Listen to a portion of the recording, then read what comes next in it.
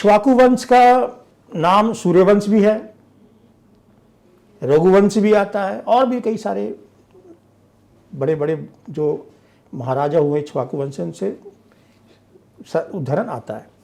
लेकिन जो उस कुल के, उस वंश के सबसे बड़े, सबसे प्रचलित, महानतम, पुरुषोत्तम, जिनके नाम पर राम राज्य स्थापित हो रहा, जो कण कण में बसे हुए, वो प्रभु राम के आगे नाम रामवंशी क्यों नहीं चला? भाई रघुवंश चला था तो रामवंश भी चलना चाहिए था। किसी विद्वान, बड़े ऋषियों, किसी भी कुल की जो मर्यादा, जो आख्यान लिखते हैं, व्याख्यान लिखते हैं, कथाएं लिखते हैं, उन सब लोगों ने भी रामवंश के नाम पर क्यों नहीं लिखा? यहाँ तक कि कालिदास भी रघुवंशम लिखते हैं। तो मन में मेरे भी विचार आया, और सनातन इस बात की अनुमति देता है। यही सनातन की खूबसूरती भी है कि हम बिलीवर्स नहीं हैं, हम सीकर्स हैं। हम ढूंढते हैं, हम आत्मचिंतन करते हैं, हर बार नया प्रयोग करते हैं, नई तरीके से सोचते हैं। इसलिए तो सनातन है। अगर नए तरीके से नहीं सोचेंगे तो नित्य तो रहेंगे, नूतन नहीं हो पाएंगे ना। तो ये नूतनता भी थी। तो प्रभु ने यह मुझसे करवाया कि रामवंशी, जो राम के कुल का नहीं है, जो वंशीय वट वृक्ष बनते हैं, वंश के बायोलॉजिकल बनते हैं, उस वंश का नहीं है, वो वंश के बाहर का भी तो हो सकता है। तो वो रामवंशी जो है वो राम के परिवार के नहीं है, लेकिन जो राम का विराट परिवार है, जो पूरा ब्रह्मांड है, जो पूरी मानव सभ्यता है, उसमें आप भी आते हैं, मैं भी आता हूँ। तो मैं भी रामवंशी हूँ, आप भी रामवंशी बन सकते हैं। इस पुस्तक का जब आप उच्चारण करते हैं या बोलते हैं, आप फिर से बोल के देखिए, मैं रामवंशी हूँ, आपको आनंद का अनुभव होगा। अहम ब्रह्मास्मि जैसे आप बोलते हैं तो आनंद की अनुभूति होती है। वैसी जगह आप कहोगे मैं रामवंशी हूँ, तो आप तुरंत ऐसा लगेगा कि जैसे आप राम से जुड़ गए, प्रभु से जुड़ गए, और प्रभु के राम के परिवार से जुड़ गए हैं।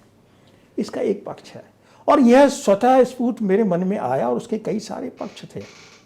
प्रश्न था कि ये रामवंश नाम क्यों नहीं चला?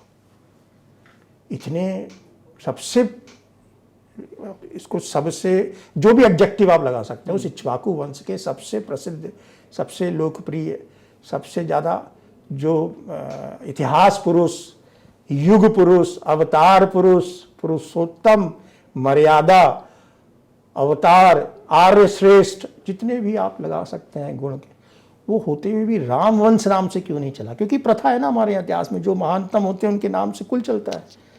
तो कुछ ना कुछ तो हुआ होगा। कारण उसका मुझे जो दिखाई देता है कि प्रभु राम जन जन के हो गए, कण कण में बस गए।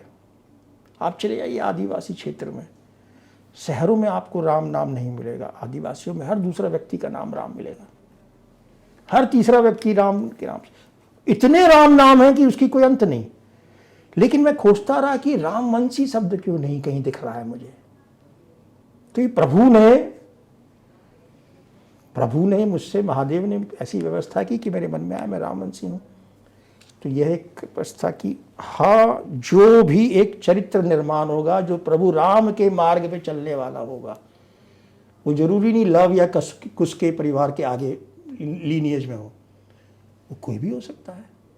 वो केवट भी हो सकता है, वो निषाद राज भी हो सकते हैं, वो विभीषण के परिवार से भी हो सकते हैं, वो सुग्रीव के परिवार से भी हो सकते हैं, वो हनुमान जी का तो कोई परिवार, हनुमान जी का विराट जो वानर पूरी सेना, उनमें से भी किसी से हो सकता है। तो हम राम वंश को अगर सीमित कर देते तो इक्ष्वाकु वंश तक सीमित हो जाता है। आप रामायण को देखिए, प्रभु राम तो सबके थे। और यही क्यों, आप लंका के पक्ष में भी देखिए, मंदोदरी भी चिंतन कर रही है प्रभु की, राम सबके हैं।